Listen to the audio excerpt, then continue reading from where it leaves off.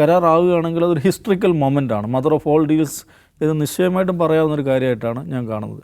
എന്നുവെച്ചാൽ ഇന്ത്യയും European union എന്ന് പറയുമ്പോൾ വേൾഡ് എക്കണോമിയുടെ ഒരു GDPയുടെ 25% ഇത് രണ്ടും കൂടെ കമ്പൈൻഡ് വരുന്നത്. വേൾഡ് GDPയുടെ 25% വരുന്ന ഒരു അത് മേർജ് ചെയ്യുന്നു, അല്ലെങ്കിൽ അവർക്കിടയിൽ ഫ്രീ ട്രേഡ് നടക്കുന്നു പറഞ്ഞാൽ അത് ലോകത്തിന് തന്നെ ഗുണകരമായിട്ടുള്ള കാര്യമാണ്. ഇനി വേൾഡ് പോപ്പുലേഷൻ്റെ 30% വരുന്നത്. ലോകത്ത് 30% ഓഫ് പോപ്പുലേഷൻ, 2 ബില്യൺ മനുഷ്യർ അവർ ഒരു മാർക്കറ്റായി മാറുകയാണ് എന്ന് പറഞ്ഞാൽ അതെന്തൊരു വൈബ്രൻ്റ് ആയിട്ടുള്ളൊരു കാര്യമാണ്, എത്ര പ്രൊഡക്റ്റീവായിട്ടുള്ള സംഗതിയാണ്. അപ്പോൾ ആ നിലക്ക് നോക്കുകയാണെങ്കിൽ ഇത് ഒരു ചരിത്ര സംഭവമാണ് ഈ if the thing is done. അപ്പോൾ അതിൻ്റെ ഫൈനൽ രൂപമായി. അപ്പോൾ അതിൻ്റെ പൊളിറ്റിക്കൽ ഇംപ്ലിക്കേഷൻസും മറ്റു കാര്യങ്ങളൊക്കെ വേറെ ഉണ്ട്. അപ്പോൾ എന്തുകൊണ്ടത് ഇപ്പം സാധ്യമായെന്ന് ചോദിച്ചാൽ ഇത് 2007 മുതൽ തുടങ്ങിയൊരു പ്രക്രിയയാണെന്ന് മനസ്സിലാക്കണം.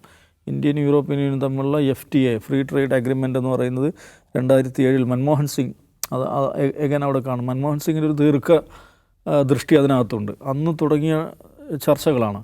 അത് 2013 വരെ ആ ചർച്ചകൾ തുടർന്നു. പല കാര്യങ്ങളിൽ അത് തട്ടി നിന്നു. അതങ്ങനെ തട്ടി നിൽക്കാനുള്ള ഒരു കാരണം എന്ന് വെച്ചാൽ അന്ന് ഈ പ്രൊട്ടക്ഷനിസ്റ്റ് അപ്രോച്ചിൻ്റെ കാര്യത്തിൽ ഇന്നത്തേക്കാൾ കുറച്ചും കൂടി കൺസർവേറ്റീവാണ് ഇന്ത്യ ആസ് എ ഹോൾ.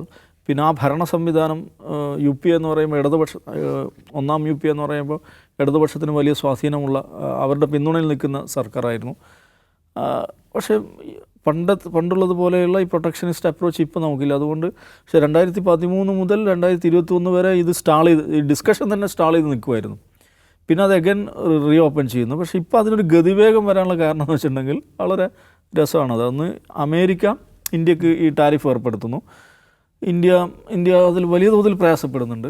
പിന്നെ എന്നല്ല, മോഡിയെ വ്യക്തിപരമായി അവഹേളിക്കുന്ന സ്വഭാവത്തിൽ ട്രംപ് സംസാരിക്കുന്നു. പക്ഷെ മോഡി അതിനോടൊന്നും പ്രത്യക്ഷത്തിൽ മറുപടി പറയുന്നുമില്ല. മോഡിയെ അവഹേളിക്കുക മാത്രം ഇന്ത്യയെ തന്നെ അവഹേളിക്കലാണ് ഒരർത്ഥത്തിൽ അത്. കാരണം ഞാനങ്ങ് തീരുമാനിക്കും, നിങ്ങൾ എവിടെ നിന്ന് എണ്ണ മേടിക്കേണ്ട എന്നൊക്കെ ഞാൻ തീരുമാനിക്കും എന്നുള്ള ആ ഒരു അമേരിക്ക സാധാരണ ഈ സാമ്രാജ്യത്വം സ്വീകരിക്കുന്ന അതേ സമീപനം തന്നെ.